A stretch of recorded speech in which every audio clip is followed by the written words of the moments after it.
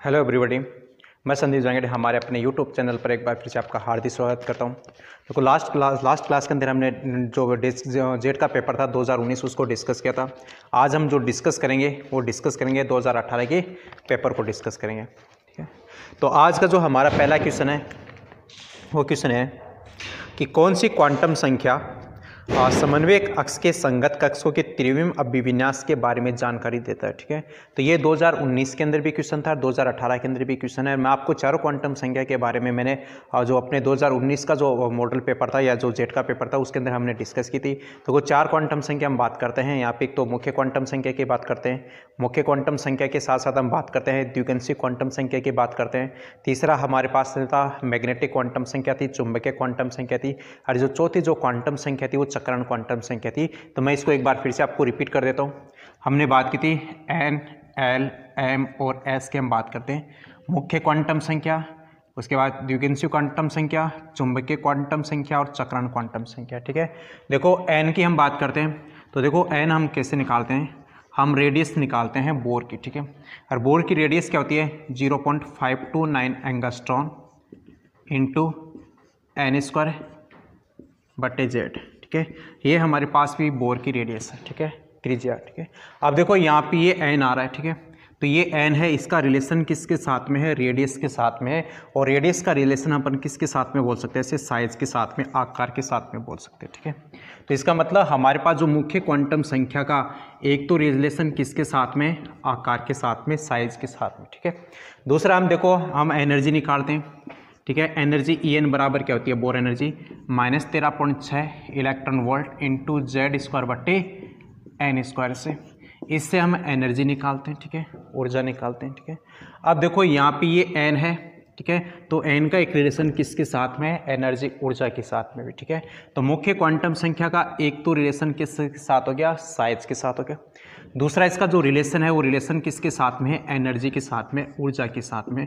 तो आपको पूछ लिया जाए कि मुख्य क्वांटम संख्या का रिलेशन किस किस के साथ में, साइज के साथ में हो गया, और दूसरा किसके साथ में, एनर्जी के साथ में हो गया। ठीक है, उसके बाद देखो नेक्स्ट हमारे पास में कौन सी है, एल है, और इस एल को हम क्या कहते हैं, द्विगंशीय क्वांटम संख्या कहते हैं, एजिमुथल क्वांटम नंबर्स कहते हैं। ठीक है, अब देखो ये एल डिपेंड किसको रिप्रेजेंट करता है। ठीक है, हम देखो एस के लिए हम निकालते हैं, हम ऑर्बिट्स की बात करते हैं, एस पी डी एफ इसकी बात करते हैं, फोर्स की बात करते हैं। ठीक है, तो हमारे पास में देखो एस है, एस के लिए एल की वैल्यू होती है 0। ठीक है, और इसका जो हम आकार की बात करते हैं वो आकार किस टाइप का होता है, स्पेरिकल टाइप का होता है, गोलीय टाइप का होता है। ठीक है, फिर यदि हमारे पास में एल का वैल्यू 1 आता है, इसका मतलब वो किसको रिप्रेजेंट करता है, पी को रिप्रेजेंट करता है, और पी का जो शेप है वो शेप किस टाइप का होता है, डम्बल शेप। ठीक है, डम्बल शेप हो गया। ठीक है, फिर यदि हमारे पास में एल का वैल्यू 2 है, इसका मतलब ये रिप्रेजेंट किसको करता है, डी को रिप्रेजेंट करता है, और जो डी की जो शेप है वो किस टाइप की होती है, डबल डम्बल शेप, द्विडम्बलाकार डबल शेप। ठीक है, उसके बाद देखो एल की वैल्यू यदि 3 है, इसका मतलब ये रिप्रेजेंट किसको करता है, एफ को, और एफ की हम जो स्ट्रक्चर मानते हैं वो किस टाइप की है, कॉम्प्लेक्स टाइप की, जटिल टाइप की। ठीक है, इसलिए इसका मतलब ये हमारे पास में ये एल है, ये एल किसको रिप्रेजेंट कर रहा है, यदि एल हमारे पास में एस के लिए हम बात करते हैं तो 0, तो 0 इसका मतलब एस के लिए जो आकार होता है वो आकार किस टाइप का है, वो है हमारे पास में स्पेरिकल टाइप का, गोली टाइप का। यदि एल का वैल्यू 1 है, इसका मतलब डम्बल टाइप का। ठीक है, यदि एल का वैल्यू 2 है, इसका मतलब रिप्रेजेंट किसको करा है, डी को, इसका मतलब इसकी क्या है, डबल डम्बल शेप है। यदि हम एल की वैल्यू 3 की बात करते हैं, इसका मतलब एफ, और एफ का मतलब क्या हो गया, कॉम्प्लेक्स। क्या हो गया, कॉम्प्लेक्स। इसका मतलब एल है, वो एल रिप्रेजेंट किसको करता है, शेप को रिप्रेजेंट करेगा, आकृति को, किसको करता है, आकृति को रिप्रेजेंट करता है। ठीक है, उसके बाद एक छोटी सी बात और मैं बताता हूँ जो बीएचयू एग्जाम के अंदर पूछा गया था। ठीक है, बीएचयू एग्जाम के अंदर ये पूछा गया था कि जो एल का मान है वो 0 से लेकर n-1 है। कितना है, 0 से लेकर n-1 तक होता है। ठीक है, आपको कभी कभार क्या दे दिया जाता है, एल का मान आपको दे दिया जाता है, एल का मान देने के बाद में एन का मान कैलकुलेट करवाता है। ठीक है, तो आप कैसे निकालते हो, ये बीएचयू एग्जाम के अंदर पूछा गया था कि यदि एल का मान 3 है तो एन का मान कितना है, तो आप निकाल सकते हो एल = n-1। ठीक है, यहाँ पे आपको वैल्यू पुट करना 3, उसके बाद देखो एन -1, ये माइनस इधर आएगा, इसका मतलब कितना हो गया प्लस, तो n की वैल्यू कितना आ गया 3 + 1 कितनी होगी 4, ठीक है। इस टाइप से आप निकाल सकते हो, ठीक है। उसके बाद देखो नेक्स्ट है हमारे पास में m, ठीक है। ये m किसको रिप्रेजेंट करता है, तो मैंने कहा था ओरिएंटेशन को, अभिविन्यास को ये रिप्रेजेंट करता है। और m की जो वैल्यू होती है, ये m की वैल्यू डिपेंड करती है l के ऊपर, किस पे करेगी l पे। इसके लिए m की वैल्यू होती है -l से लेकर +l तक होती है। इसके अंदर इंक्लूड होता है जीरो भी, क्या होगा, जीरो भी इंक्लूड होगा। यदि l की वैल्यू 0 है, इसका मतलब m की वैल्यू क्या होगी 0, और यदि l की वैल्यू 1 है, इसका मतलब m की वैल्यू कितनी है -1 भी होगी, -1 के साथ 0 भी होगी, इसका साथ में +1 भी होगी। तो यहाँ पे कितनी वैल्यू आ रही है, 3 वैल्यू आ रही है, ठीक है। यदि मैं बोल दूँ कि l की वैल्यू हमारे पास में 3 है, ठीक है, तो m की वैल्यू कितनी होगी, तो m की वैल्यू प्लस में 3 भी है, माइनस में 3 भी है, इसके साथ में प्लस में 2 भी है, माइनस में 2 भी है, ठीक है, इसके साथ में +1 भी है, -1 भी है, और साथ में क्या होगा 0 और होगी। तो यहाँ पे वैल्यू कितनी पॉसिबल है, इसकी 7 पॉसिबल, ठीक है। तो इसका मतलब m का वैल्यू है वो डिपेंड किसके ऊपर करता है, l के ऊपर, ठीक है। उसके बाद s की बात करते हैं, ठीक है। s को अपन बोलते हैं चक्रण क्वांटम संख्या कहते हैं, और ये रिप्रेजेंट करती है स्पिन को, चक्रण को रिप्रेजेंट करती है, ठीक है।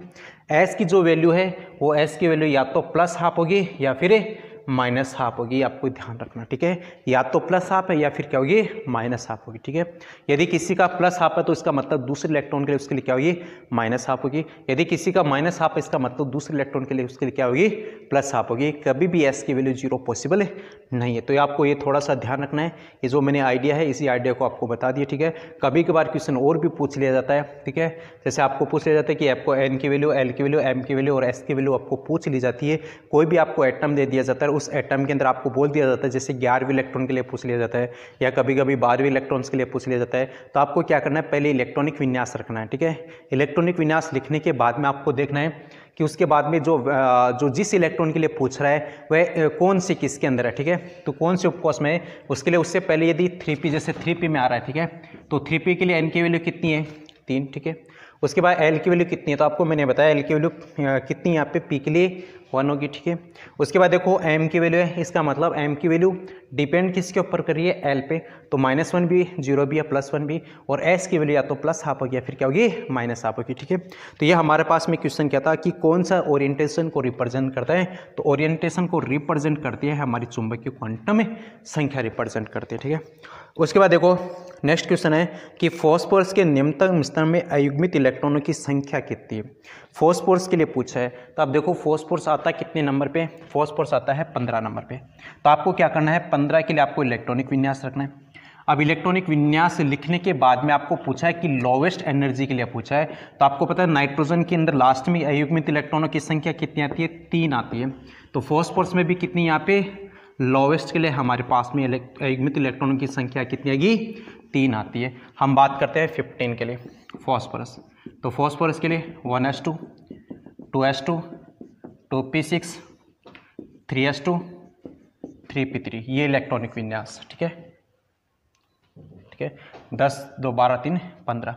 अब देखो पी के अंदर कितने हैं, 1 इलेक्ट्रॉन, 1 इलेक्ट्रॉन, 1 इलेक्ट्रॉन, तीनों के अंदर हमने क्या क्या कर दिए, एक एक इलेक्ट्रॉन बढ़ दिए, ठीक है। और ये अपन पढ़ते हैं अच्छे से, 3 रूल्स अपन पढ़ते हैं। पाउली का अपवर्जन नियम पढ़ते हैं, ठीक है। और पाउली का अपवर्जन नियम कहता है कि चारों क्वांटम संख्या कभी भी समान नहीं हो सकती, ठीक है। उसके बाद में दूसरा था हुंड का बाहुल्यता का नियम। हुंड का बाहुल्यता का नियम, बाहुल्यता का नियम क्या कहता है, बाहुल्यता का नियम कहता है कि हम पेयरिंग तब तक नहीं कर सकते जबकि जिनके अंदर कक्षों की समान ऊर्जा वाले में हम क्या करते हैं, समान इलेक्ट्रॉन ना बढ़ दिए जाए, तब तक हम पेयरिंग नहीं कर सकते। उसके बाद तीसरा था हमारे पास में ओप्पो नियम। ओप्पो नियम क्या बोलता है, ओप्पो नियम कहता है कि इलेक्ट्रॉन हम क्या करते हैं, पहले उस कक्षक में बढ़ते हैं जिसकी एनर्जी क्या है, कम है। कम एनर्जी से फिर हम किधर जाते हैं, हाई एनर्जी की तरफ जाते हैं। और एनर्जी का जो डिसाइड करते हैं वो डिसाइड किसके आधार पे करते हैं, हम n+l के नियम के आधार पे करते हैं। जिसका n+l का मान ज़्यादा हो उसकी एनर्जी ज़्यादा, जिसका n+l का मान कम है उसकी एनर्जी कम है। लेकिन कभी कभार जब n+l का मान समान हो जाता है तो अपन को डिसाइड करना है किसके आधार पे, n के आधार पे। जिसका n का मान ज़्यादा होगा उसकी एनर्जी ज़्यादा, जिसका n का मान कम है उसकी एनर्जी कम है। तो हमको देखना है फॉस्फोरस के अंदर कितने अयुग्मित इलेक्ट्रॉनों की संख्या, 3। अयुग्मित का मतलब है अनपेयर्ड इलेक्ट्रॉनों की संख्या। तो पी के अंदर जो लोवेस्ट एनर्जी की बात करते हैं, लोवेस्ट एनर्जी सेल के अंदर, तो यहाँ पे हमारे पास में कितने होगी, 3 होगी, ठीक है। उसके बाद इसमें ऑप्शन है पहला 2, सेकंड ऑप्शन है 3, थर्ड ऑप्शन है 1, फोर्थ ऑप्शन है 4, ठीक है। तो कितना गया उसके अंदर सेकंड ऑप्शन 3। उसके बाद नेक्स्ट देखो, नेक्स्ट क्वेश्चन, मुख्य क्वांटम संख्या n बराबर 3 से संबंधित कक्षकों की संख्या कितनी है। देखो n बराबर 3 दे रखा है और n बराबर 3 के लिए हमको कक्षकों की संख्या पूछिए, कक्षकों की संख्या, ठीक है। तो देखो जब भी हम कक्षकों की संख्या निकालते हैं तो अपने पास में फॉर्मूला रहता है n², क्या रह गया n²। और यदि हमको इलेक्ट्रॉन की संख्या पूछी जाती है, इलेक्ट्रॉन की संख्या, तो इलेक्ट्रॉन की संख्या के लिए हम निकालते हैं 2n² से। कहाँ से निकालेंगे 2n² से। अब देखो n की वैल्यू 3 है, इसका मतलब 3 का स्क्वायर कर दो, ठीक है। और 3 का स्क्वायर का मतलब कक्षकों की संख्या कितनी आ जाती है यहाँ पे 2। हम यदि इसकी बात करते हैं तो इसका मैं कितना गया 2, 3 का स्क्वायर बताओ कितने की 18, मतलब यहाँ पे नंबर ऑफ इलेक्ट्रॉन्स कितने आएंगे 18 आ जाते हैं, कितने आएंगे 18। इससे आपको पता चलता है कि एक कक्षक में, यदि एक कक्षक में अधिकतम इलेक्ट्रॉन की संख्या पूछी जाए तो याद रखना कितनी रहती है 2, ठीक है। तो आपको मैंने कक्षकों की संख्या के लिए पूछा तो कक्षकों की संख्या के लिए n² यूज़ करते हैं, इलेक्ट्रॉनों की संख्या के लिए पूछा जाए तो हम किसका यूज़ करते हैं 2n² यूज़ करते हैं, ठीक है। तो ये हमने निकाला इस टाइप से। उसके बाद देखो नेक्स्ट क्वेश्चन क्या है, नेक्स्ट क्वेश्चन ये है कि हमारे पास में अधिकतम अयुग्मित और इलेक्ट्रॉनों की संख्या निम्न में से किसकी होगी। अधिकतम अयुग्मित और इलेक्ट्रॉनों की संख्या निम्न में से किसकी होगी, ठीक है।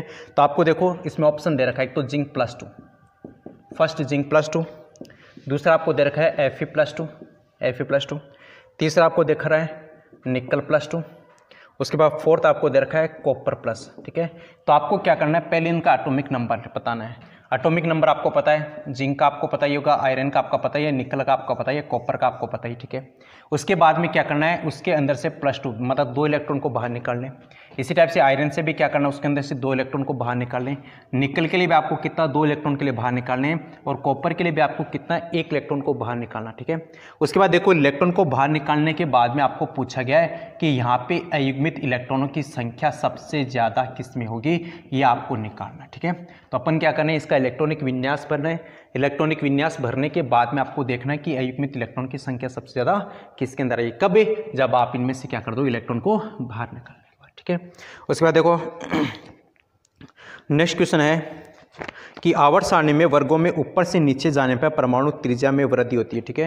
देखो हम आवर्त सारणी के अंदर जब ऊपर से नीचे जाते हैं, आवर्त सारणी पीरियोडिक टेबल के अंदर, तो देखो जब आवर्त सारणी के अंदर ऊपर से नीचे जाने का जो रीजन है, यहाँ पे जो रेडियस बढ़ती है मतलब आकार बढ़ती है, उसका कारण क्या है, उसका कारण ये है कि उसके अंदर क्या होती है, कोषों की संख्या बढ़ती है। क्या होगी, कोषों की संख्या बढ़ जाती है, ठीक है। और कोषों की संख्या बढ़ने के कारण से क्या होती है, उसके आकार में वृद्धि आती है, ठीक है। हम लेफ्ट टू राइट जाते हैं तो लेफ्ट टू राइट जाने के अंदर क्या होगा, इलेक्ट्रॉन की संख्या तो बढ़ती है, लेकिन होता क्या है कि जैसे मैं बात करूँ तो ये न्यूक्लियस है हमारे पास में, नाभिक है, ठीक है। अब देखो नाभिक के चारों क्या करते हैं, इलेक्ट्रॉन मूवमेंट करते हैं, गति करते हैं, और जिस पथ पे गति करते हैं उस पथ को हम कहते हैं कोष, क्या कहेंगे, कोष कहते हैं, कक्षा कहते हैं, ठीक है। देखो हम बात करें जैसे लेफ्ट टू राइट की बात करूं, जैसे beryllium, boron, carbon, nitrogen, oxygen वगैरह, ठीक है। देखो यहाँ पे इसका इलेक्ट्रॉनिक विन्यास क्या, 1s2 2s2। उसके बाद देखो इसमें 2p1, कार्बन के लिए 2p2, नाइट्रोजन के लिए 2p3, ऑक्सीजन के लिए 2p4। देखो यहाँ पे इलेक्ट्रॉन की संख्या बढ़ रही है, जैसे मैं बात कर लेता हूँ 2s2 की, ठीक है। 2s2 2p की बात कर लो, ठीक है। जैसे सपोज लो ये 2p है, यहाँ पे एक इलेक्ट्रॉन है। अब आपको पता है ये इलेक्ट्रॉन इस नाभिक के बीच में क्या होगा, अट्रैक्शन काम करेगा, आकर्षण बल काम करता है, और आकर्षण बल काम करेगा तो ये नाभिक क्या करेगा, इस इलेक्ट्रॉन को अपनी तरफ खींचेगा। फिर हम बात करते हैं जैसे कार्बन की 2p2, तो इसका मतलब इसमें एक इलेक्ट्रॉन और बढ़ा, ठीक है, लेकिन वो इलेक्ट्रॉन क्या है, उसी कोष के अंदर बढ़ रहा है, ठीक है। तो यहाँ पे फिर से यहाँ पे नेगेटिव और पॉजिटिव के बीच में क्या होगा, आकर्षण बल बढ़ रहा है, ठीक है। फिर हम बात करते हैं 2p3, इसका मतलब एक इलेक्ट्रॉन और। 2p4 की बात करते हैं तो एक इलेक्ट्रॉन और। इसका मतलब यहाँ पे देखो लेफ्ट टू राइट जा रहे हैं, तो लेफ्ट टू राइट जाने के दौरान यहाँ पे क्या होगा, आकर्षण बल, अट्रैक्शन फोर्स क्या हो रहा है, बढ़ रहा है। मतलब ये न्यूक्लियस क्या करेगा, इनको खींचेगा। अब जब खींचेगा, आकर्षण बल बढ़ रहा है, इसका मतलब इसकी साइज क्या होती है, कम होती जाएगी, कब है, लेफ्ट टू राइट के अंदर, ठीक है।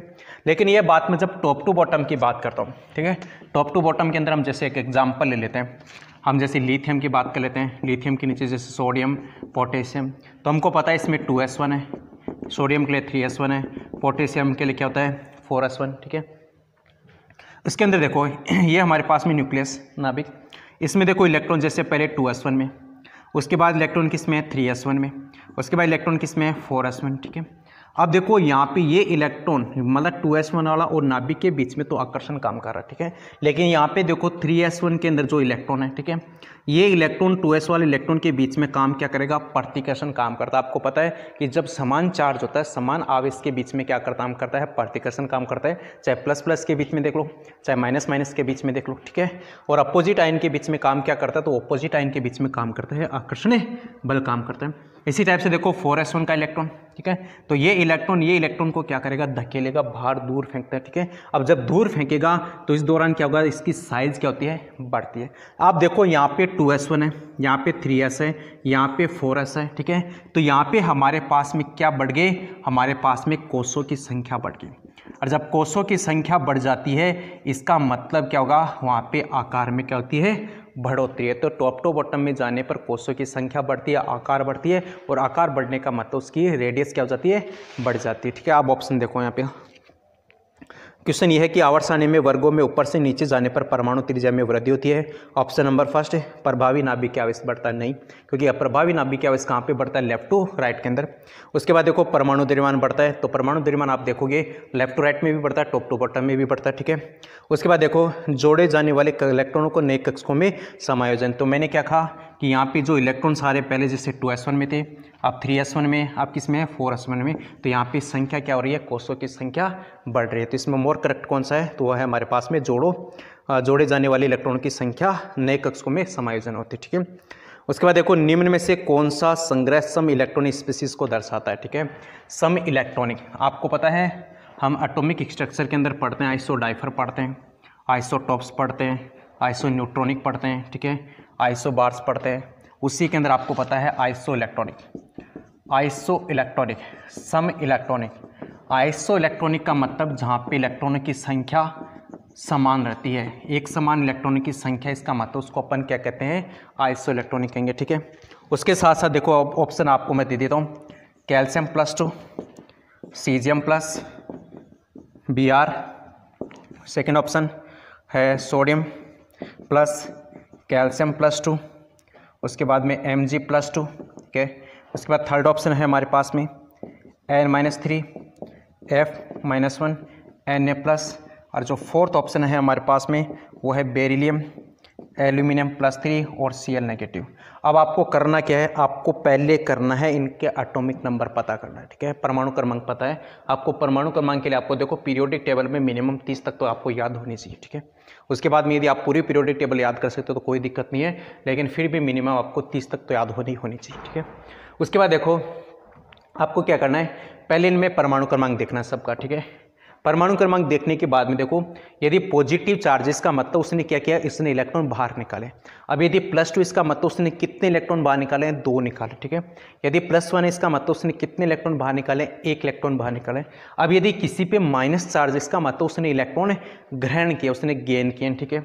यदि मैं बात करूँ जैसे नाइट्रोजन -3 तो इस पर कितने इलेक्ट्रॉन है, इसमें एटॉमिक नंबर उतने इलेक्ट्रॉन तो है ही है, ठीक है। उसके साथ साथ इसमें -3 का मतलब 3 इलेक्ट्रॉन और गेन किया, ठीक है। तो आपको इस आधार पे यदि प्लस आ रहा है तो उसमें से आपको एटॉमिक नंबर से उतने प्लस को क्या करना, उतने इलेक्ट्रॉन्स को बाहर निकालने। उसके बाद काउंटिंग करने से में कितने इलेक्ट्रॉन आते हैं। यदि माइनस चार्ज है तो जितना एटॉमिक नंबर है उसमें से जितना माइनस चार्ज है उतनी और जोड़ते हैं, इसका मतलब उसके हमारे पास में संख्या किसकी आ जाएगी, इलेक्ट्रॉनों की संख्या आ जाएगी। उसके बाद में आपको चेक करना है कि किसके अंदर इलेक्ट्रॉनों की संख्या समान आती है, ठीक है। तो ये तो बात होती है आइसो इलेक्ट्रॉनिक की, ठीक है। इसके साथ साथ मैं आपको छोटा सा ब्रीफ के अंदर है ना जो एक्सप्लेनेशन दे देता हूँ थोड़ा बहुत और, ठीक है। वो एक्सप्लेनेशन ये है, हम यदि बात करते हैं आइसोटॉप्स की, आइसोटॉप्स का मतलब समस्थानिक कहते हैं, ठीक है। तो आपको एक छोटा सा मैं सिंबल बता देता हूँ, ये सिंबल आपको हमेशा याद रखना है, ठीक है। देखो एक्स का मतलब क्या है, एक्स का मतलब एलिमेंट, आपको कोई भी एलिमेंट यहाँ पे दे दिया जाएगा, ठीक है। उसके बाद देखो जेड का मतलब है, जेड का मतलब हो गया हमारे पास में एटॉमिक नंबर, परमाणु क्रमांक, ठीक है। और एक खास बात याद रखना कि जो एटॉमिक नंबर है ये बराबर होता है प्रोटॉन की संख्या के। किसके बराबर होगा? प्रोटॉन की संख्या के। और यही प्रोटॉन की संख्या बराबर होती है इलेक्ट्रॉन की संख्या के।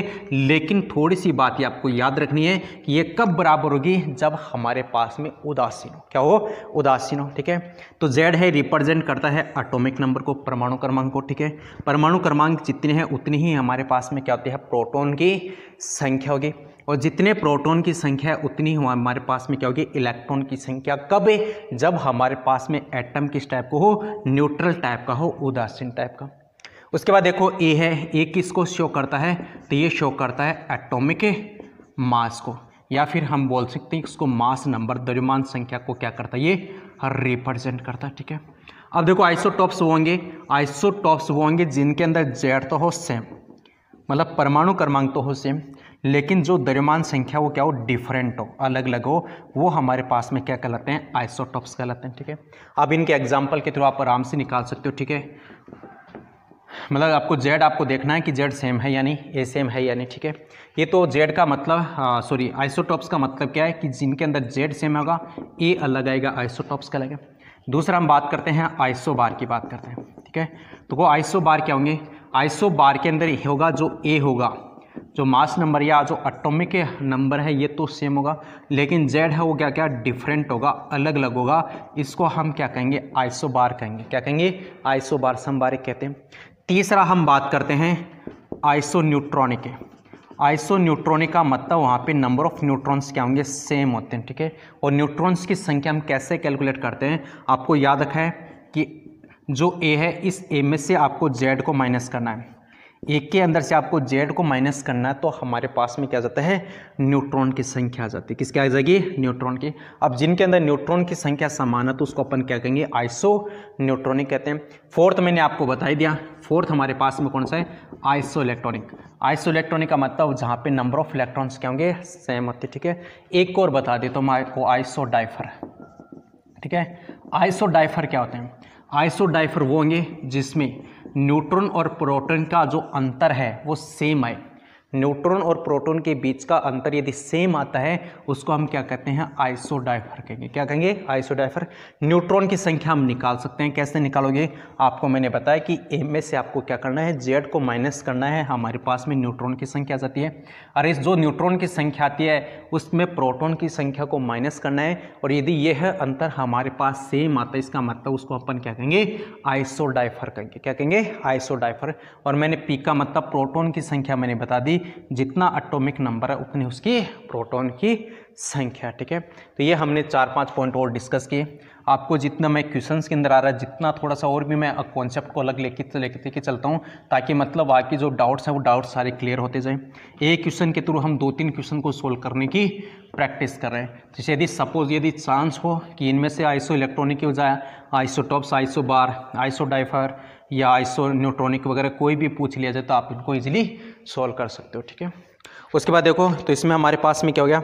आप इलेक्ट्रॉन की संख्या निकाल सकते हो। ठीक है, उसके बाद देखो नेक्स्ट क्वेश्चन क्या है? निम्न में से किसकी इकाई नहीं होती? आपको सबको पता है इकाई किसकी नहीं आती, तो याद रखा विद्युत ऋणता की कोई इकाई नहीं होती है। और विद्युत ऋणता होती क्या है तो आपको खुद को पता है। ठीक है, कि जो बॉन्डेड इलेक्ट्रॉन है, ठीक है, जैसे ए और बी की मैं बात करूं, इनमें से जो ताकतवर है, ठीक है, या मैं बोल दूं जिसकी इलेक्ट्रॉन नेगेटिविटी ज़्यादा है, तो ये क्या करेगा? बॉन्डेड इलेक्ट्रॉन को अपनी तरफ खींचता है। ठीक है, और अपनी तरफ खींचने को ही हम क्या बोलते हैं? उस कैपेसिटी को, क्षमता को कहते हैं अपन EN, इलेक्ट्रो नेगेटिविटी कहते हैं। इलेक्ट्रॉन नेगेटिविटी और इलेक्ट्रॉन एफिनिटी हम दोनों की बात करते हैं तो दोनों के बीच में इलेक्ट्रॉन को क्या होता है? अट्रैक्शन होता है, आकर्षण होता है। लेकिन इसमें खास बात क्या है? इलेक्ट्रॉन नेगेटिविटी के अंदर क्या करता है? ये बॉन्डेड इलेक्ट्रॉन को क्या करता है? खींचता है। इसकी कोई यूनिट नहीं होती, विद्युत ऋणता की कोई इकाई नहीं है। ठीक है, ये आपको खास स्पेशल याद रखना है। और विद्युत ऋणता सबसे ज़्यादा आपको पता है किसकी है? फ्लोरीन की। इलेक्ट्रॉन एफिनिटी की बात करते हैं तो सबसे ज़्यादा किसकी होती है? क्लोरीन की। ठीक है, इलेक्ट्रॉन बंधुता सबसे ज़्यादा किसकी है? क्लोरीन की। और विद्युत ऋणता सबसे ज़्यादा किसकी है? फ्लोरीन की। उसके बाद देखो तो निम्न में से किसकी इकाई नहीं है, तो आपको याद रखा है विद्युत ऋणता की कोई इकाई नहीं है। उसके बाद देखो नेक्स्ट क्वेश्चन है, अणु जिसमें 2 एकाकी इलेक्ट्रॉन युग्म, 2 आबंदी इलेक्ट्रॉन युग्म उपस्थित होते हैं। मतलब है आपको देखना है कि ऐसे आप मैं ऑप्शन दे देता हूँ जिसके अंदर आपको देखना है कि 2 तो लोन पेयर हो और इसमें 2 क्या हो? बॉन्ड पेयर हो, वो आपको पहचानना है। ठीक है, आपको मैं ऑप्शन दे देता हूँ। पहला है NH3, दूसरा ऑप्शन है BF3, तीसरा ऑप्शन है हमारे पास में H2O, फोर्थ ऑप्शन है हमारे पास में CO2। तो आपको पता है नाइट्रोजन के पास में एक लोन पेयर है, एक लोन पेयर है, इसके साथ में क्या है 3 बॉन्ड पेयर है, तो ये तो ऑप्शन नहीं है। हमको ऐसा देखना है जहाँ पे 2 तो लोन पेयर हो, 2 ही बॉन्ड पेयर हो, ठीक है। BF3 की बात करते हैं तो BF3 के पास में 3 बॉन्ड पेयर है, ना कि यहाँ पे लोन पेयर, ठीक है। H2 की हम बात करें तो ऑक्सीजन के पास में 2 ही लोन पेयर हैं और ये हाइड्रोजन के साथ में 2 ही क्या बना रहा है, बॉन्ड पेयर बना रहा है। तो इसमें हमारा आंसर क्या होगा, H2 होता है, ठीक है।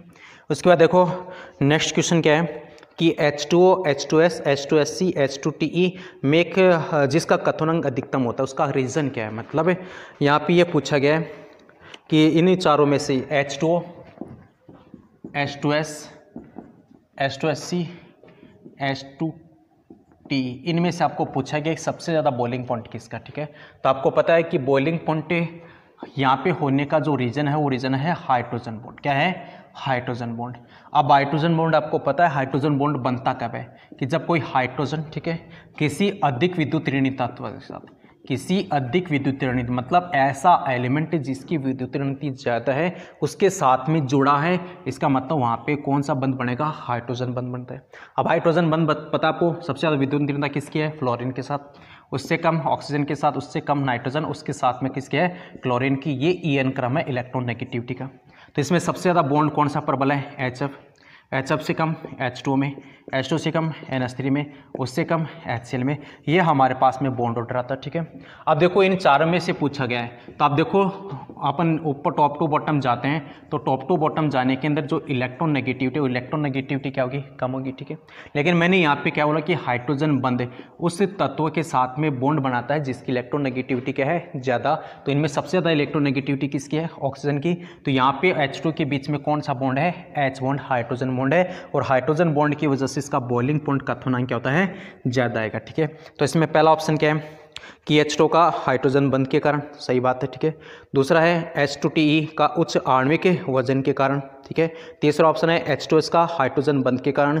चौथा है हमारे पास में H2SC का निम्न आणविक वजन के कारण। तो मैंने आपको क्या कहा है कि हमारे पास में कहाँ पे H2O में कौन सा बॉन्ड है, हाइड्रोजन बॉन्ड के कारण। तो इसमें कौन सा ऑप्शन है, H2 का हाइड्रोजन बंध के कारण, ठीक है। नेक्स्ट क्वेश्चन है हमारे पास में कि आपको कोई अभिक्रिया दे रखी है उसमें Kp और Kc के बीच का रिलेशन निकालना आपको, ठीक है। तो क्वेश्चन ये कि N2 + 3H2 इक्वल में 2NH3, मतलब N2 और नाइट्रोजन और हाइड्रोजन मिलकर अमोनिया बना रहे हैं, ठीक है। तो इसमें Kp और Kc के बीच का रिलेशन देता ना आपको, ठीक है। क्वेश्चन ये कि N2 + 3H2 ये मिलकर दोनों 2NH3 बना रहे हैं, उसके साथ में हीट निकल रही, उष्मा निकल रही, ठीक है। तो यहाँ पे आपको Kp और Kc के बीच में रिलेशन निकालना है। मैं आपको देखो इसमें बिना ऑप्शन दिए आपको मैं बता देता हूँ, ठीक है। आप खुद भी जानते हो Kp और Kc का बीच का रिलेशन क्या होता है। आपको पता है Kp = Kc RT के बाद डेल्टा N है, ठीक है। और डेल्टा N मैंने आपको कहा है, डेल्टा अपन किसके लिए निकालते हैं, गैस के लिए। कैसे निकालते हैं, डेल्टा Ng मतलब Np उत्पाद के मोल माइनस अभिकारक के मोल से आपको निकाल सकते हो, ठीक है। मैंने स्पेशली लिखा आपको यहाँ पे गैस मोल कौन से लेके चलने, आपको गैस के लेके चलने, ठीक है। अब देखो आपके पास में प्रोडक्ट की साइड में मोल कितने हैं, 2 मोल किसके हैं, NH3 के। रिएक्टेंट की साइड में कितने मोल है, 1 नाइट्रोजन का, 3 हाइड्रोजन का। तो 2 - 4 कितने गए, -2। तो अपन के पास में रिलेशन क्या गया, Kp = Kc RT की पावर -2। ये हमारे पास में रिलेशन आ जाता है, ठीक है। अब देखो इसमें मैं और थोड़ी सी चीज़ और आपको एडवांस बता रहा हूँ, ठीक है। देखो जब भी यहाँ पे प्रोडक्ट में जब भी आपको हीट लिखी आती है, प्रोडक्ट के साथ में जब भी हीट लिखी आती है, इसका मतलब वो अभिक्रिया हमेशा कौन सी होगी, उष्माक्षेपी। कौन सी है, उष्माक्षेपी। और यदि हीट रिएक्टेंट की साइड में अभिकारक के साथ में लिखी आती है, इसका मतलब वो अभिक्रिया कौन सी होगी, वो अभिक्रिया होगी उष्मा शोषी। और हमको पता है उष्माक्षेपी के लिए एंथैल्पी का मान नेगेटिव है, उष्मा शोषी के लिए एंथैल्पी का मान क्या होता है, वो होता है पॉजिटिव। क्या होगा, पॉजिटिव होता है। तो मैंने आपको थोड़ी सी बात और एडवांस में बताई। उसके साथ साथ देखो इस विधि को हम कहते हैं हैबर प्रोसेस।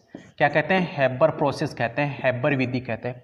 हैबर विधि के अंदर आपको देखना कि यहाँ पे कैटलिस्ट के रूप में अपन यूज़ करते हैं आयरन का, उत्प्रेरक के रूप में अपन किसका यूज़ किया जाता है, आयरन का यूज़ करते हैं, ठीक है। और कैटलिस्ट कौन से होते हैं, कैटलिस्ट वो होते हैं जो अभिक्रिया के वेग को क्या करते हैं, चेंज कर देते हैं, या तो बढ़ा देंगे या फिर घटा देते हैं, वो क्या कहलाते हैं, कैटलिस्ट कहलाते हैं, ठीक है। उसके साथ साथ देखो कि यहाँ पे हम बात करते हैं, यदि मैं मोलिब्डेनम यहाँ पे मिला दूँ किसको बुला रहा हूँ, मोलिब्डेनम अपन मिला दिए जाते हैं। तो मोलिब्डेनम किसके रूप में काम करता है, तो याद रखा यहाँ पे प्रमोटर के रूप में काम करेगा। किसके रूप में, प्रमोटर। प्रमोटर का मतलब वर्धक के रूप में काम करता है। और वर्धक कौन से होते हैं, वर्धक वो होते हैं जो हमारे पास में कैटलिस्ट की जो रिएक्टिविटी है उसको बढ़ा देते हैं, उसको अपन क्या कहते हैं, प्रमोटर कहते हैं। इसी के साथ साथ मैं एक छोटी सी बात और कर लेता हूँ, एक इनहिबिटर और आता है।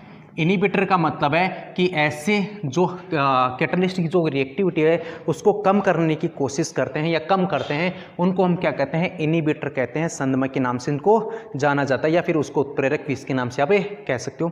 तो यहाँ पे जो आयरन की जो क्रियाशीलता को कम करने का काम करता हो, या तो कार्बन मोनोऑक्साइड करेगा या फिर H2S करेगा, डाई हाइड्रोजन सल्फाइड यहाँ पे क्या करेगा, इससे आयरन की कैपेसिटी को कम कर सकता है या रिएक्टिविटी को क्या करता है, कम करता है। तो मैंने आपको एडवांस में थोड़ी सी और इन्फॉर्मेशन दी। मोलिब्डेनम एज ए प्रमोटर के रूप में, आयरन एज ए कैटलिस्ट के रूप में, carbon monoxide plus dihydrogen sulphide as a किसके रूप में, इनहिबिटर के रूप में करते हैं। फिर मैंने कहा था यदि प्रोडक्ट में आपको हीट लिखी आती है इसका मतलब ऊष्माक्षेपी है, और यदि रिएक्टेंट में आपको हीट लिखी आती है इसका मतलब ऊष्माशोषी है। ऊष्माक्षेपी के लिए एंथैल्पी का मान नेगेटिव, ऊष्माशोषी के लिए एंथैल्पी का मान क्या होता है, पॉजिटिव। केपी और केसी का बीच का रिलेशन आप जानते हो अच्छे से, केपी बराबर क्या है, केसी आर टी के पावर डेल्टा एन, ठीक है। उसके बाद देखो डेल्टा एन कैसे निकालते हो, तो मैंने कहा प्रोडक्ट के मोल माइनस आपको क्या करना है, रिएक्टेंट के मोल करने हैं, ठीक है। आपको स्पेशली यहाँ पे कौन सा लेके चलना, आपको गैस लेके चलना, ठीक है। तो इससे आप क्या निकाल सकते हो, केपी और केपी के बीच का रिलेशन निकाल सकते हो। इस मेथड को अपन क्या कहते हैं, हेबर प्रोसेस कहते हैं, हेबर विधि के नाम से इसको जाना जाता है, ठीक है। उसके बाद देखो तो इसमें हमारे पास में क्या हो गया, ये रिलेशन मैंने आपको बता दिया, ऑप्शन की आपको जरूरत नहीं है, ठीक है। उसके बाद नेक्स्ट क्वेश्चन है कि 800 केल्विन पर अभिक्रिया N2 + O2 ये मिलकर बनाते हैं 2NO के लिए आपको साम्यावस्था स्थिरांक निकालना है। आपको साम्यावस्था स्थिरांक कैलकुलेट करना है। अभिक्रिया ये है N2 गैस, O2 गैस, ये दोनों मिलकर बना रहे हैं 2NO गैस, ठीक है। इसमें आपको क्या दे रखा है, आपको N2 की कंसंट्रेशन दे रखी है साम्यावस्था पर, कितनी है, 3 × 10⁻³ m। O2 की आपकी सांद्रता दे रखी है 4.2 × 10⁻³ m मोलरिटी, ठीक है। उसके बाद NO की आपको दे रखी है 2.8 × 10⁻³ m, ठीक है। तो आपको इसके लिए साम्यावस्था स्थिरांक निकालना है। तो हम उनको बताया सांद्रता के लिए हम कैसे निकालते हैं, तो आपको पता है Kc बराबर अपन निकालते हैं उत्पाद प्रोडक्ट बटे अभिकारक, उसके बाद में प्रोडक्ट के मोल Np, अभिकारक के मोल क्या है, Nr, ठीक है। ये आपको पावर में लिख देते हैं। उत्पाद की हमारे पास में कितना है, उत्पाद हमको दे रखा है 2.8 × 10⁻³ अब देखो इसकी यहाँ पे प्रोडक्ट के मोल कितने हैं, 2, इसका मतलब इसकी पावर कितनी आ गई, 2। उसके बाद रिएक्टेंट के अंदर कौन है, अभिकारक के रूप में हमारे पास में एक तो N2 की सांद्रता कितनी है, 3 × 10⁻³, ठीक है। उसके साथ में O2 की सांद्रता कितनी है, 4.2 × 10⁻³ तो आपको पहले इसको स्क्वायर को सोल्व करना है, उसके बाद नीचे आपको इनको मल्टीप्लाई को आपको सोल्व करना है, उसके बाद आप डिवाइड कर लेना, आप किसकी वैल्यू निकाल सकते हो, आप Kc की वैल्यू निकाल सकते हो, ठीक है। इससे आप कैलकुलेट करना है।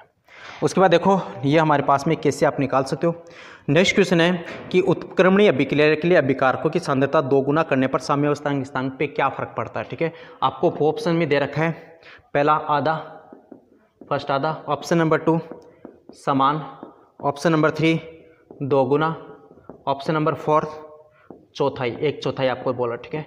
तो जब भी मैंने आपको कहा, आपको जब केमिकल इक्विलिब्रियम हमने पढ़ा था और मैंने आपको इस टाइम बताया था कि जो साम्यावस्था स्थिरांक है वो ओनली किसके द्वारा इफेक्ट होता है, वो टेम्परेचर के द्वारा इफेक्ट होता है, कि यहाँ पे कंसंट्रेशन का कोई रोल नहीं है। तो जितना साम्यावस्था स्थिरांक आपको दे रखा है उतना का उतना ही रहेगा।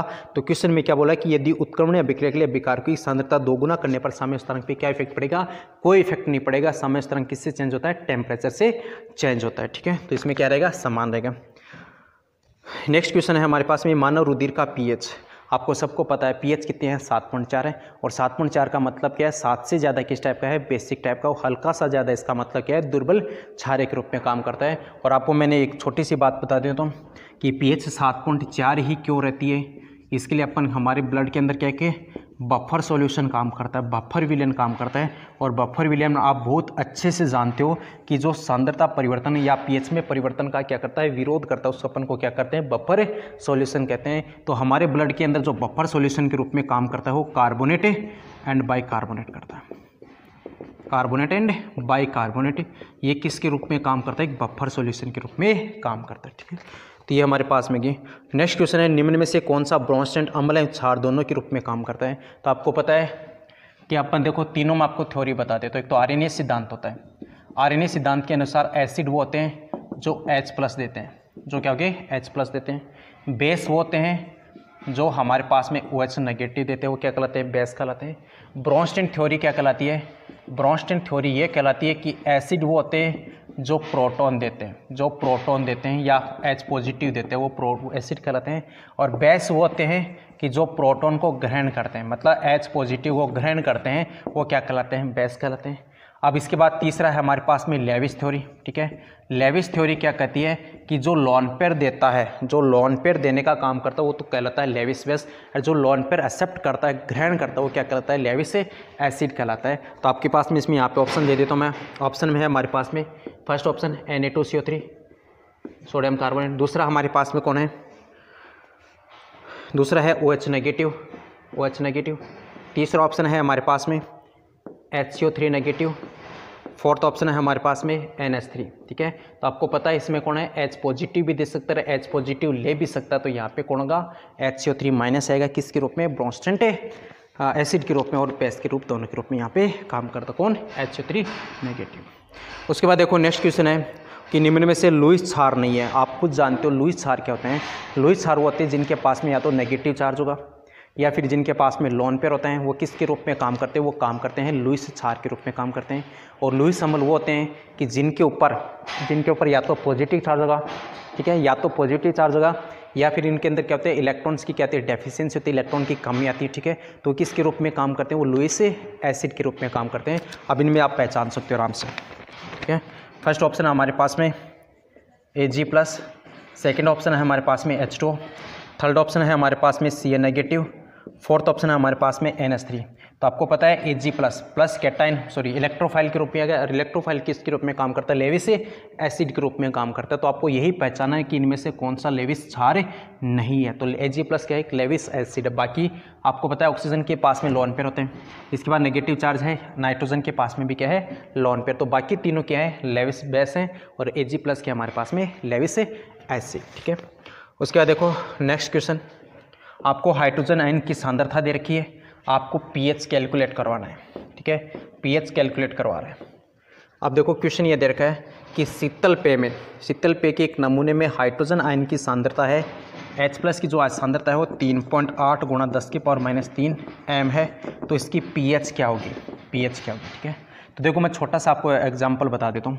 जब भी आपको इस टाइप की ये दे दिया कि 10⁻⁻ जैसे -x के रूप में दे रखा है, तो आपकी इसकी pH कैसे निकालो, तो इसकी pH आप लिख देना अक्स, कितनी आएगी, अक्स आएगी, ठीक है। यदि आपको इस टाइप का दे रखा है a × 10⁻⁻x आपको दे रखा है, तो आप इसकी pH कैसे निकालोगे, तो x minus log of a से आपको इसकी pH निकालना है। ये दो फॉर्मूला आपको याद रखना है, ठीक है। अब देखो इसी टाइप का है हमारे पास में, ये हो गया a × 10⁻⁻x। आप इसको सोल्व करो, इस टाइप से लिख लो। यहाँ पे लिख दूँ x की जगह कितना रखूँ 3, माइनस में log एक की जगह कितना रखूँ 3.8। अब आप देखो लगभग ये किसके इक्वल है, 4 की समथिंग है या नहीं, ठीक है। इसको 4 मान सकता हूँ, ठीक है। अब देखो 4 मानूंगा मतलब आपको पता है log 2 की वैल्यू कितनी है, 0.3010, कितनी है 0.3010। log 4 की वैल्यू कितनी होगी, तो 0.3010। आप इसको ऐसे लिख लो, log 2 प्लस में log 2, log 2 की वैल्यू कितनी है 0.3010, फिर से 0.3010, मतलब ये कितना बन गया 0.6020 हमारे पास में आएगी, ठीक है। लेकिन अब देखो इसको सोल्व करो, 3 माइनस यहाँ पे कितना गया 0.6020, मतलब ये लगभग कितना आ रहा है 2.4 आ रहा है, कितना आ रहा है 2.4 आ रहा है। लेकिन अब देखो आप ऑप्शन के अंदर आप ये को मतलब मैं आपको अप्रोक्सीमेटली आपको बता सकता हूँ, अब आप ऑप्शन से चेक कर सकते हो, ठीक है। अब देखो 3.8 की बात की है हमने, यहाँ पे माना कितना, हमने 4 माना, कितना माना है 4, मतलब ये 4 से तो कम ही है, थोड़ा सा कम है, और 4 से थोड़ा सा कम है, इसका मतलब ये जो वैल्यू आएगी, ये वैल्यू हमारे पास में क्या आएगी, थोड़ी सी कम आएगी। और जब थोड़ी सी कम ये है, इसका मतलब आप 3 से माइनस करोगे, थोड़ा सा कम करोगे, तो ये वैल्यू थोड़ी सी इंक्रीज होगी नहीं होगी, होगी अप्रोक्सीमेटली, ठीक है। क्योंकि हमने यहाँ पे 4 माना तो वैल्यू इतनी आ रही है, ये 3.8 इसका 3.8 इसका मतलब ये वैल्यू थोड़ी सी हल्की सी कम आएगी।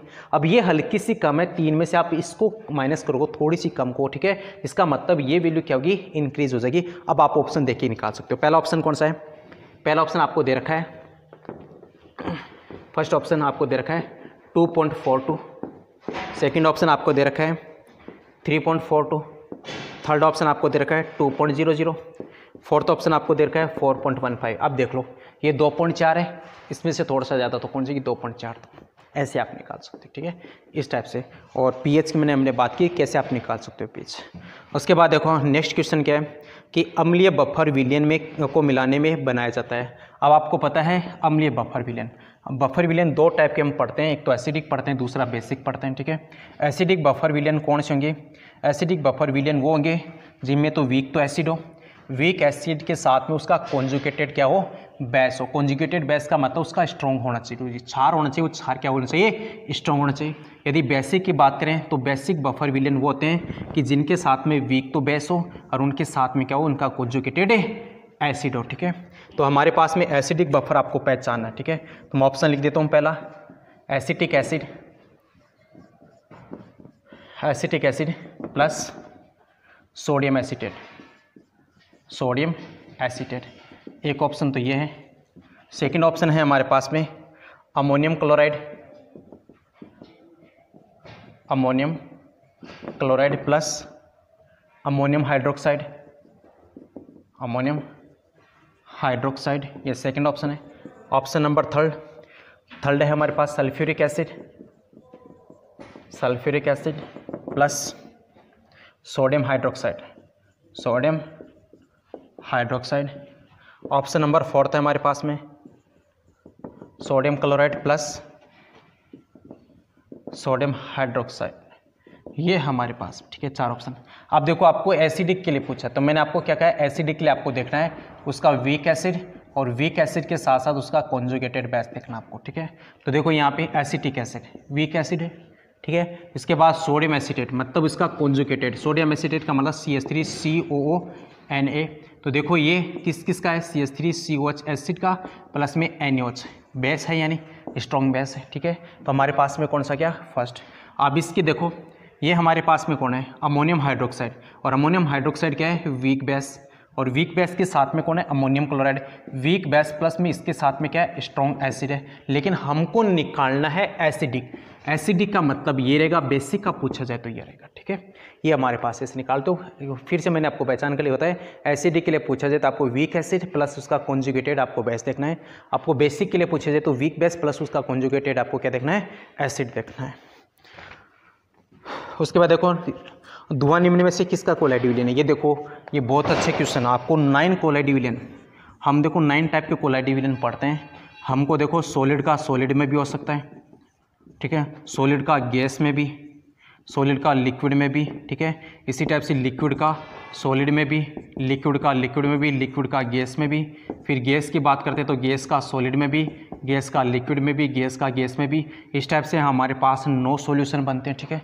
लेकिन एक मैंने आपको छोटी सी बात बताई थी कि गैस का गैस में, गैस का गैस के अंदर जो सॉल्यूशन है वो सॉल्यूशन कहलाता है रियल सॉल्यूशन। क्या होगा, रियल सॉल्यूशन होता है, वास्तविक विलयन होता है। तो एक्चुअल में जो कोलाइडिक विलयन होते हैं वो कोलाइडिक विलयन कितने होते हैं, 8 है। 8 के साथ में एक कौन सा होता है, तो याद रखा वो रियल सॉल्यूशन होता है। अब आपको इनमें से पूछा गया है, ठीक है, पूछा गया कि धुआं क्या होता है, ठीक है। तो आपको धुआं के बारे में बताना है कि धुआं किस टाइप का हो, ठीक है। तो आपके पास में ऑप्शन में क्या दे रखा है, गैस में गैस, फर्स्ट ऑप्शन है गैस में गैस, गैस में गैस। सेकंड ऑप्शन आपको दे रखा है गैस में ठोस, गैस में ठोस। थर्ड ऑप्शन आपको दे रखा है ठोस में गैस, ठोस के अंदर गैस। और फोर्थ ऑप्शन आपको दे रखा है द्रव में गैस। तो आपको पता है धुएं में क्या, धुआं क्या होता है, ठोस में गैस होती है, आपको पहचानना जरूरी है, ठीक है। तो ये काफ़ी अच्छे क्वेश्चन है, आपको इनको एक बार फिर से एक बार रिवाइज करना जरूरी है। आपके 9 के 9 जो सॉल्यूशन है वो आपको याद करने जरूरी है। इनके सबसे ज़्यादा इंपॉर्टेंट है इनके एग्जांपल्स। आपको कभी कभार ऐसे इमल्सन पूछ लेता है, इमल्सन क्या है, तो आपको इमल्सन के बारे में देखना है कि सोल्यूट कौन सी फेज में होता है, सॉल्वेंट कौन सी फेज में होता है, सोल क्या होता है, जेल क्या होता है, या फिर आपको कभी कभार पूछ लेता है कि पनीर क्या है, ठीक है। तो आपको इन्हीं चीज़ों को आपको एक बार इन 9 सॉल्यूशन का जो चार्ट है वो उसको चार्ट प्रिपेयर करना है अच्छे से, ठीक है। तो आपको एक बार इनको पढ़ना जरूरी है, एक बार माइंड के अंदर अच्छे से अच्छे से इनको सेट कर लो आप, ठीक है, ताकि कन्फ्यूजन ना हो। तो ये हमारे पास धुआं क्या है, ठोस में गैस। नेक्स्ट क्वेश्चन क्या है, नेक्स्ट क्वेश्चन है टिंडल प्रभाव। आपको पता है टिंडल प्रभाव कौन शो करता है, तो टिंडल प्रभाव शो करता है वो हमारे पास में कोलाइड विलेन। कौन करेगा, कोलाइड विलेन। ब्राउनी गति और टिंडल प्रभाव दोनों जो शो करते हैं वो शो करता है कोलाइड विलेन। और टिंडल इफेक्ट होता क्या है, तो मैंने आपको जो लास्ट जो हमने पेपर सोल्व किया था उस टाइम भी हमने डिस्कस किया था। टिंडल इफेक्ट के अंदर होता ये है कि जैसे अपन घरों के अंदर जो झाड़ू वगैरह जब हम लगाते हैं, ठीक है, तो जैसे विंडो वगैरह के अंदर से जहाँ से जो लाइट आती है उस लाइट के अंदर अपन को क्या करते हैं, जैसे धूल के कण, जो मिट्टी के जो सॉइल्स के पार्टिकल्स हैं वो ऐसे मूवमेंट करते हुए दिखाई देते हैं, तो पथ दिखाई देता है, उसी को अपन क्या कहते हैं, टिंडल इफेक्ट कहते हैं।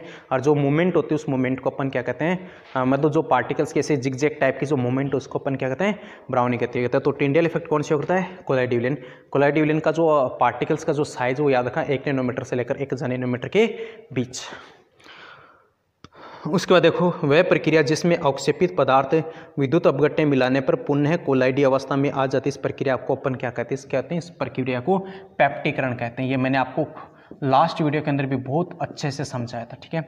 हमने क्या किया था, ऐसे एक टेस्ट ट्यूब ली थी, इस टेस्ट ट्यूब के अंदर हमने क्या डाला था, ऐसे अवक्षेप डाला था, प्रिसिपिटेट डाला था, ठीक है। प्रिसिपिटेट क्या मतलब है, ऐसे पैंदे के अंदर नीचे जमा हो जाना, वो अवक्षेप हो गया, ठीक है। और इस अवक्षेप के अंदर जैसे मैंने सपोज करो AgI, AgBr, आपको जो भी अवक्षेप लगे वो आपको यहाँ पे बात कर रहा हूँ, ठीक है। आपको हमको क्या करना है, इसमें ऐसा इलेक्ट्रोलाइट डालना है, विद्युत अपघट्य डालना है। इस टाइप का इलेक्ट्रोलाइट हमको यूज करना है जिनके अंदर जो आयन है कोई ना कोई कॉमन आयन जरूर होना चाहिए। कॉमन आयन का मतलब दोनों में एक आयन ऐसा होना चाहिए दोनों में मैच खा रहा हो, ठीक है। जैसे मैं AgI, AgBr की बात करूँ तो या तो इसमें Ki डाल दूँ, ठीक है, या फिर इसमें AgNO3 डाल दूँ। अब जैसे डालूंगा, जैसे कॉमन इसमें Ag है, इसमें I है तो इसमें I है, ठीक है, कॉमन है, ठीक है। तो ये क्या करते हैं, जो इलेक्ट्रोलाइट्स क्या होते हैं, इलेक्ट्रोलाइट्स वो होते हैं जो आयनों में टूट जाते हैं, ठीक है, एक तो कैटायन में, दूसरा एनायन में। अब जो कॉमन आयन है वो कॉमन आयन क्या करेगा, इस अवक्षेप के ऊपर आके क्या हो जाता है, जमा हो जाता है, इसकी सतह पे जमा हो जाता है। अब सतह पे जमा हो गया, ठीक है, जमा होने के बाद सपोज करो मैंने Ag+ की बात की, Ag+ की सतह पे जमा हो गया, ठीक है। ये फिर क्या कर देता है, इसको तोड़ देगा ऐसे छोटे छोटे कण में, ठीक है। अब छोटे छोटे कण में तोड़ा तो इन सब पार्टिकल्स के ऊपर क्या आ जाते हैं, ऐसे ऊपर जो कॉमन चार्ज है वो चार्ज आके बैठ जाता है। अब ये भी क्या है, कैटायन है, इनके ऊपर चार्ज प्लस प्लस का है, इनके पास भी प्लस प्लस है, इनके ऊपर भी प्लस प्लस है, तो इनके बीच में ये रिपल्सन काम करेगा, प्रतिकर्षण काम करता है, और प्रतिकर्षण की वजह से इनको वापस एक दूसरे को चिपकने नहीं देगा। तो इसका मतलब इन कणों का जो साइज है वो साइज कितना आएगा, 1 नैनोमीटर से लेकर 1000 नैनोमीटर के बीच में आता है, और इसको अपन क्या कहते हैं, कोलाइड डिसोल्व के नाम से इसको जाना जाता है। तो ये जो प्रक्रिया, ये प्रक्रिया कौन सी कहलाती है, पैप्टीकरण कहलाती है। हमने इलेक्ट्रोलाइट डालकर जो अवक्षेप था उसको तोड़ दिया किसके अंदर, कोलाइडी कण के अंदर, उसी को हम क्या कहते हैं, पैप्टीकरण कहते हैं, ठीक है। उसके बाद नेक्स्ट क्वेश्चन क्या है, निम्न में से कौन सा तत्व पृथ्वी की सतह पर सबसे ज़्यादा पाया जाता है। आपको याद रखा, एलिमेंट में सबसे ज़्यादा पाया जाता है ऑक्सीजन, सेकंड नंबर पे पाया जाता है सिलिकॉन, थर्ड नंबर पे पाया जाता है एल्यूमिनियम, फोर्थ नंबर पे पाया जाता है आयरन। ये तो एलिमेंट का क्रम है, सबसे ज़्यादा ऑक्सीजन फर्स्ट नंबर पे, सेकंड पे सिलिकॉन, थर्ड पे एल्यूमिनियम, फोर्थ पे आयरन। और यदि मेटल की पूछ ली जाए सबसे ज़्यादा मेटल कौन सी पाई जाती है, तो सबसे ज़्यादा मेटल पाई जाती है एल्यूमिनियम, और सेकंड नंबर पे मेटल पाई जाती है आयरन। ये आपको मेटल का ऑर्डर याद है, ठीक है। तो इसमें सबसे ज़्यादा कौन सा पाया जाता है, ऑक्सीजन।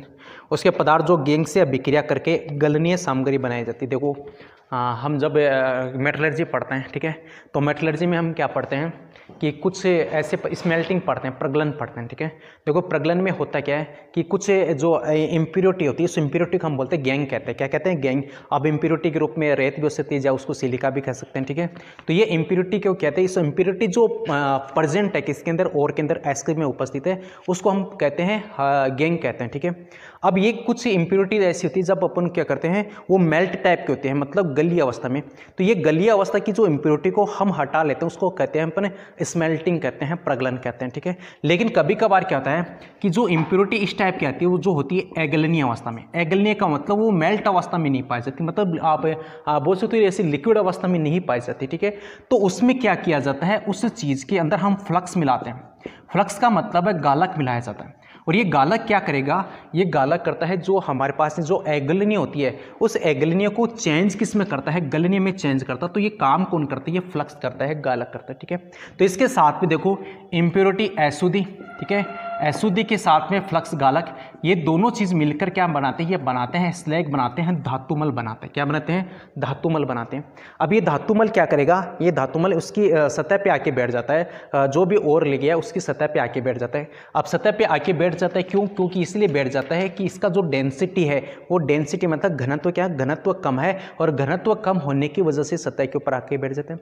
उसके साथ साथ एक क्वेश्चन और भी पूछ लिया जाता है कि धातुमल का फिर काम क्या है, तो ये सतह पे आके बैठ जाता है, तो जो मेटल होती है, जो धातु होती है, उसको ऑक्सीडेशन से बचाने का काम भी कौन करता है? ये स्लैग करता है, धातुमल करता है। कौन करता है?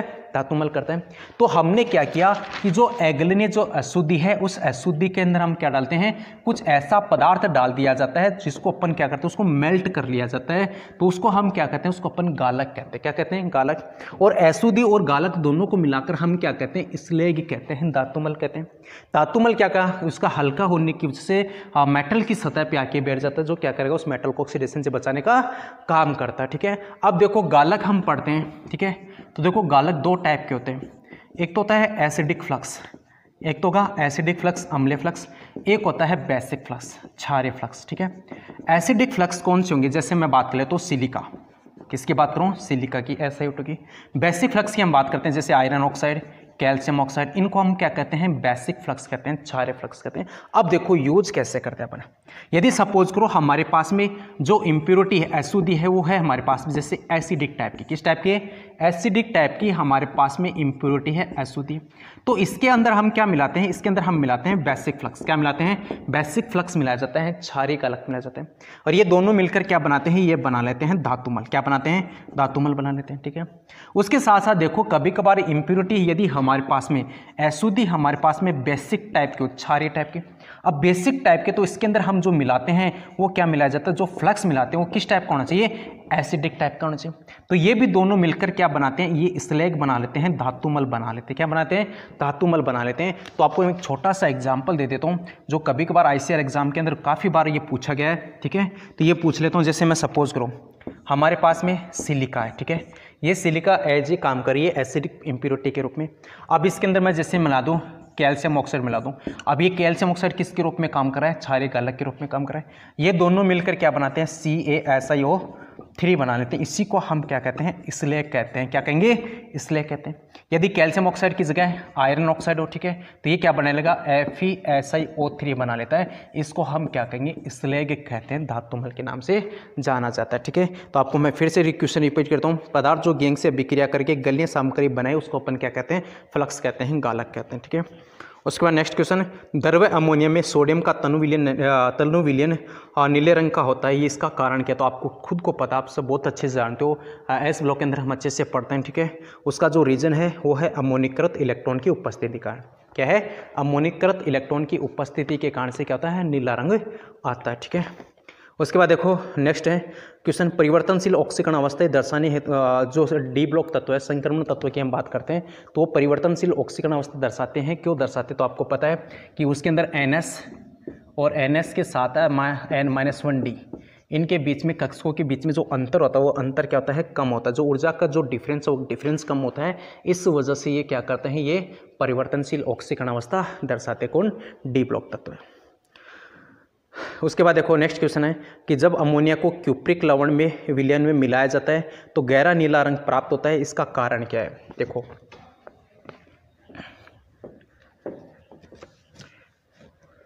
देखो दो चीज़, कॉपर की दो ऑक्सीकरण अवस्था होती है, +1 +2।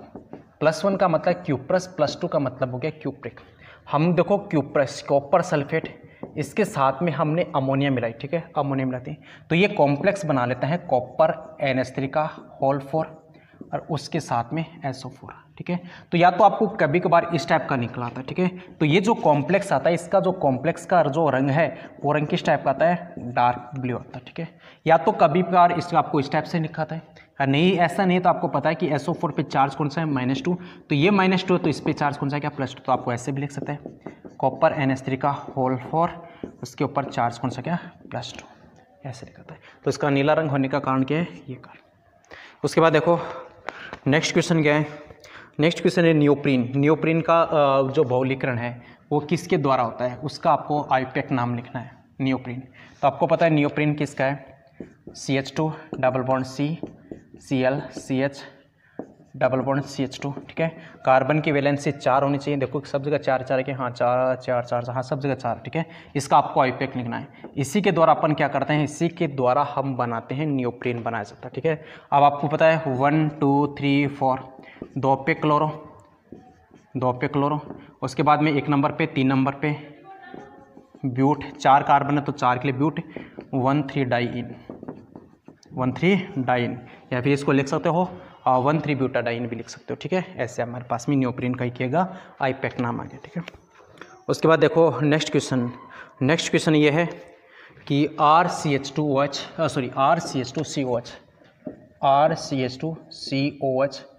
ठीक है। इसकी हम अभिक्रिया कराते हैं Cl2 और रेड फॉस्फोरस के प्रेजेंस है।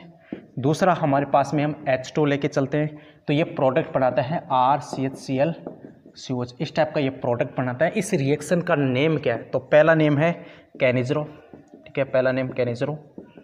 सेकंड है हमारे पास में एल्डोल, ठीक है। थर्ड है हमारे पास में HBZ रिएक्शन, ये देखो लास्ट टाइम के क्वेश्चन भी 2019 के अंदर भी। उसके बाद डिकार्बोक्सिलेशन, ठीक है। तो आप देखो कैनिजरो भी अच्छे से पढ़ते हो, एल्डोल भी अच्छे से पढ़ते हो। HBZ के अंदर मैंने कहा था, देखो ये हमारे पास में फंक्शनल ग्रुप से पहले वाला कार्बन कौन सा हो गया, अल्फा कार्बन से अटैच कौन से हैं, हाइड्रोजन क्या कहलाते हैं, अल्फा हाइड्रोजन। ये हैलोजन के द्वारा क्या किए, हटा दी जाते हैं, कहाँ से, अल्फा कार्बन पे। और मैंने कहा था जब अल्फा कार्बन या अल्फा हाइड्रोजन की बात करें तो वहाँ पे जो रिएक्शन होती है वो रिएक्शन कौन सी होती है, HBZ रिएक्शन होती है, हेल-वोल्हार्ड ज़िलेंस्की रिएक्शन, ठीक है। तो इसका नाम क्या है, HBZ। नेक्स्ट कौन सा है, नेक्स्ट क्वेश्चन है कि RCN एल्किल साइनाइड प्लस में SnCl2 प्लस में HCl, ठीक है, ये साथ में करके ये एमीन बनाता है। पहले RCH डबल बॉन्ड NH, उसके साथ में ये H2 के द्वारा हाइड्रोलाइसिस होकर क्या बना लेता है, एल्डिहाइड बना लेता है, ठीक है। तो इस रिएक्शन का नाम क्या, तो आपको खुद को पता है कि SnCl2 HCl जब भी आ जाता है तो इसका नाम होगा रिएक्शन का स्टीफन, क्या होगा, स्टीफन है। याद रखा साइनाइड है, साइनाइड चेंज किस में होता है, पहले एमीन में, एमीन के बाद में लास्ट में चेंज किस में होगा, एल्डिहाइड के अंदर। इसको हम क्या कहते हैं, स्टीफन रिएक्शन कहते हैं। तो आपको ऑप्शन देने की ज़रूरत नहीं है यहाँ तक, ठीक है। उसके बाद देखो नेक्स्ट क्वेश्चन हमारे पास में क्या है, नेक्स्ट क्वेश्चन है कि फिनोल प्लस क्लोरोफॉर्म की जलीय अभिक्रिया NH के साथ में कराते हैं। तो ये भी काफ़ी इंपॉर्टेंट क्वेश्चन है, ठीक है। काफ़ी मतलब पिछली टाइप के अंदर मैंने इस टाइप के क्वेश्चन काफ़ी कराए हुए, ठीक है। कि हमारे पास में फिनोल, ठीक है, ये फिनोल है, इस फिनोल की अभिक्रिया हम क्लोरोफॉर्म के साथ, ठीक है। उसके साथ साथ देखो आपको या तो NaOH दिया होता है या फिर आपको KOH दिया जाता है, ठीक है। जब भी ऐसी कंडीशन आ जाती तो याद रखा हमेशा जो प्रोडक्ट बनता है वो प्रोडक्ट बनेगा सैलिसिल्डिहाइड बनता है, क्या बनेगा, सैलिसिल्डिहाइड बनता है, ठीक है। अब देखो इसी के अंदर या फिर मैं क्लोरोफॉर्म की जगह CCl4 यूज़ करूँ, कार्बन टेट्राक्लोराइड यूज़ करूँ, फिर उसके साथ में यदि मैं NaOH या फिर KOH इन दोनों में से किसी को भी एक यूज कर लूँ तो देखो इनमें से जो प्रोडक्ट बनता है ये यहाँ पे प्रोडक्ट ना ये बनता है सैलिसिलिक एसिड, क्या बनता है, सैलिसिलिक एसिड। तो दोनों आपको याद रखा है, क्लोरोफॉर्म की प्रेजेंस के अंदर सैलिसिल्डिहाइड और CCl4 की प्रेजेंस के अंदर क्या बनता है, सैलिसिलिक एसिड बनता है। तो इसका क्या पूछा गया है, इसके अंदर प्रोडक्ट ही पूछा गया है। क्वेश्चन ये था कि फिनोल प्लस क्लोरोफॉर्म की अभिक्रिया जलीय NaOH के साथ कराने पर उस प्रोडक्ट क्या बनता है, तो प्रोडक्ट बनता है सैलिसिल्डिहाइड बनता है, ठीक है। उसके बाद यदि आपको ऐसी भी पूछ रहे कि फिनोल की अभिक्रिया CCl4 प्लस में क्षार के साथ में कराई जाती है तो प्रोडक्ट क्या बनेगा, तो सैलिसिलिक एसिड बनता है, ठीक है। उसके बाद देखो नेक्स्ट क्वेश्चन, रसायन जिसका एक ही अभिक्रिया में स्वयं का ऑक्सीकरण होता है उसी के अंदर अपचयन होता है, ठीक है। तो आपको बहुत अच्छे से समझाया गया है, ठीक है, कि जब एल्डिहाइड है, ठीक है, वो एल्डिहाइड क्या करेगा, उसी का जब ऑक्सीकरण हो, ठीक है, ऑक्सीकरण हो तो वो चेंज हो जाता है एसिड में, कैस में, एसिड में। और उसी एल्डिहाइड का जब अपचयन हो तो वो चेंज हो जाता है एल्कोहल में, किस में चेंज होगा, एल्कोहल में। मैंने बात किसकी की, मैंने बात की थी एल्डिहाइड की, किसकी बात की थी, एल्डिहाइड की।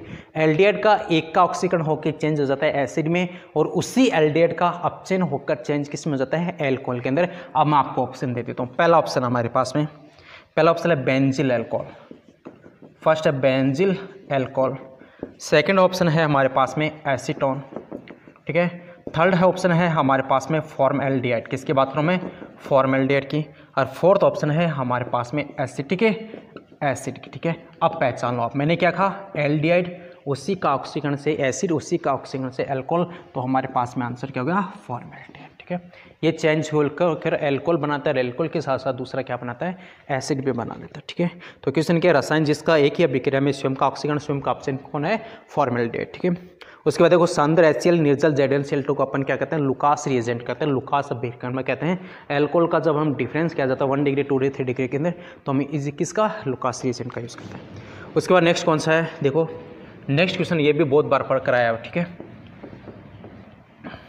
कि RCOCl अमल क्लोराइड PD BSO4 प्लस में H2। ठीक है, इसके दौरान ये बना लेता है ये एल्डिहाइड, मतलब प्रोडक्ट क्या बनेगा, ये प्रोडक्ट पूछा गया। ठीक है, प्रोडक्ट क्या बनेगा, तो ऑप्शन फर्स्ट है हमारे पास में एल्डिहाइड, तो मैंने लिख दिया, इसमें यहाँ पे पूछा इसका प्रोडक्ट क्या बनेगा। ठीक है, तो इसका पहला ऑप्शन है RCH2OH एल्कोहल, सेकेंड ऑप्शन है RCOH एसिड, थर्ड ऑप्शन है RCHO एल्डिहाइड, और फोर्थ ऑप्शन है RCH2 एल्केन। ठीक है, तो ये क्या बनाता है, ये एल्डिहाइड बनाता है, ये आपको याद रखना है। ठीक है, ये प्रक्रिया, ठीक है, इसको रोज़नमुंड कहते हैं, रोज़नमुंड PD BSO4 प्लस में H2, तो एसिड क्लोराइड कन्वर्ट किस में जाता है, एल्डिहाइड के अंदर। उसके बाद देखो नेक्स्ट क्वेश्चन हमारे पास में, नेक्स्ट क्वेश्चन ये है,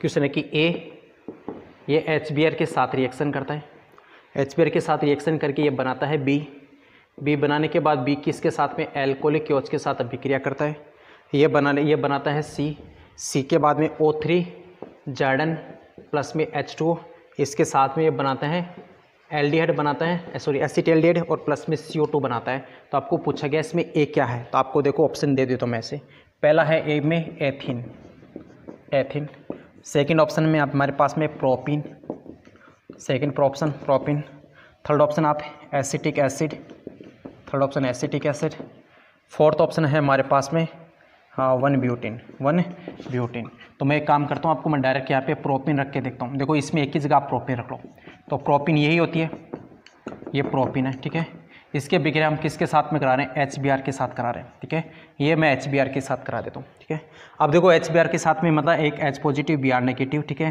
तो हम मार्कोनिकोव की बात करते हैं, एंटी मार्कोनिकोव की बात करते हैं, लेकिन यहाँ पे कहीं पे भी अपन को प्रोक्साइड नहीं दे रखा, तो प्रोक्साइड नहीं दे रखा इसका मतलब एंटी मार्कोनिकोव नहीं, यहाँ पे मार्कोनिकोव के अकॉर्डिंग लेके चलते हैं।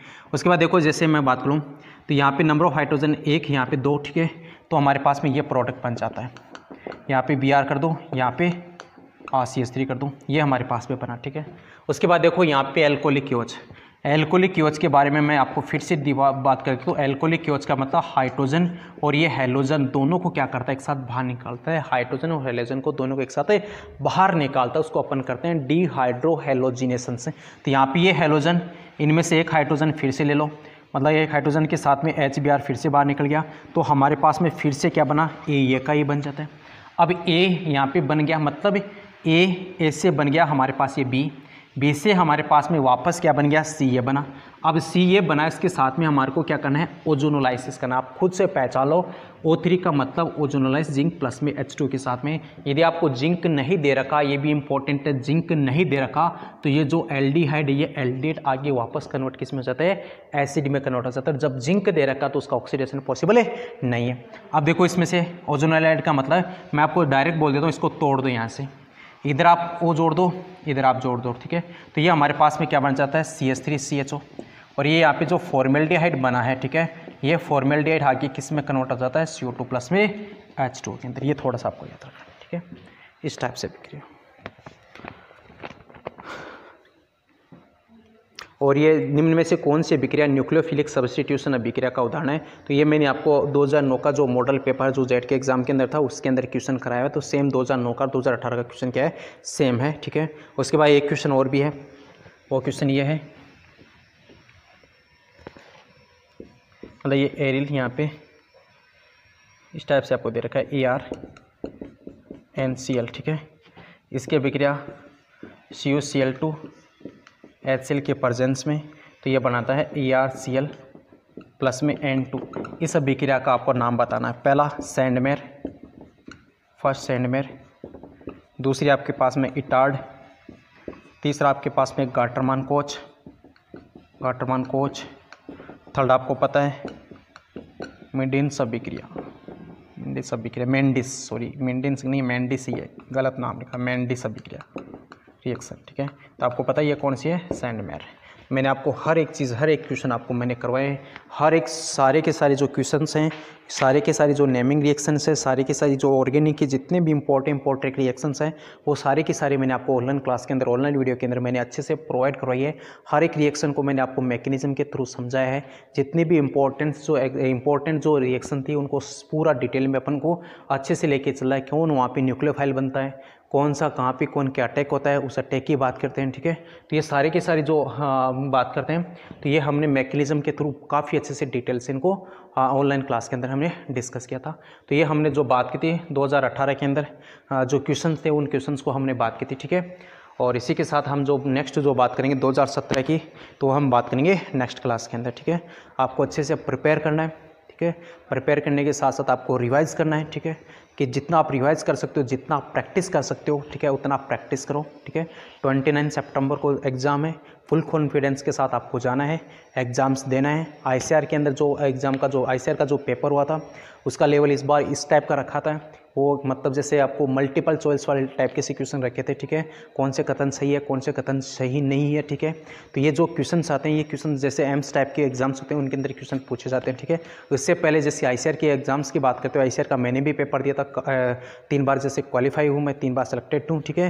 तो उस टाइम भी इस टाइप के क्वेश्चन नहीं पूछे गए, तो लेकिन इसी बार की जो पैटर्न था, वो पैटर्न चेंज हुआ था, मतलब क्वेश्चन का पैटर्न क्या था, चेंज हुआ था, ठीक है। फिर भी यदि जिस बंदे ने अच्छे से प्रैक्टिस की है, अच्छे से मतलब क्वेश्चन को पूरा ध्यान से पढ़ा है, NCERT पढ़ा है, तो ये उसने अटैम्प्ट भी किया, ठीक है। तो जैसे आपको जेट एग्ज़ाम के लिए फिर से बढ़िया तैयारी रखनी है, आपने पूरा कंटिन्यू 1 साल तैयारी की है, तो इसलिए आपको रैंक अच्छे लेके आने, ठीक है। Thank you.